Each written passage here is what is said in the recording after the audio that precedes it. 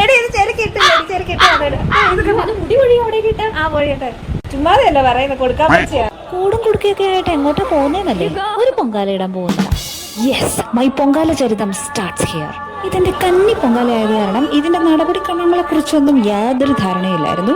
അതുകൊണ്ട് അതിനുവേണ്ടി സഹകരിച്ച എന്റെ രണ്ടമ്മായിമാർക്കും അവരുടെ കുട്ടികൾക്കും എന്റെ ഹൃദയം നിറഞ്ഞ ആഴത്തിലുള്ള നന്ദി രേഖപ്പെടുത്തിയിട്ടുള്ളത്. ഇതെന്റെ കന്യാംഗം ആയിരുന്നുകൊണ്ടാണോ എന്തോ എനിക്ക് ഒട്ടുക്കാത്ത പരീക്ഷണമായിരുന്നു. പൊങ്കാല ഇടാനായിട്ട് തലേദിവസം തന്നെ പിടിച്ചു വെച്ച സ്ഥലം പോയി, അതും എന്റെ മാത്രം. എന്നിട്ട് സ്ഥലം കിട്ടിയതോ മുതുക്ക് സൂര്യന്റെ ചോട്ടിൽ. എന്നെ അല്പം പ്രയാസപ്പെടുത്തിയെങ്കിലും എനിക്ക് നന്നായിട്ട് പൊങ്കാല ഇടാൻ കഴിഞ്ഞു കേട്ടോ. പിന്നെ ഒരു സംഭവം ഉണ്ടായി. അവിടെ നിന്നൊരു ചേച്ചിയുടെ ദേഹത്ത് ദേവി ചൈതന്യം കയറിയില്ല. ഇത് കണ്ടിട്ട് ചുറ്റും കൂടി നിന്നവരൊക്കെ പ്രാർത്ഥിക്കുന്നുണ്ടായിരുന്നു.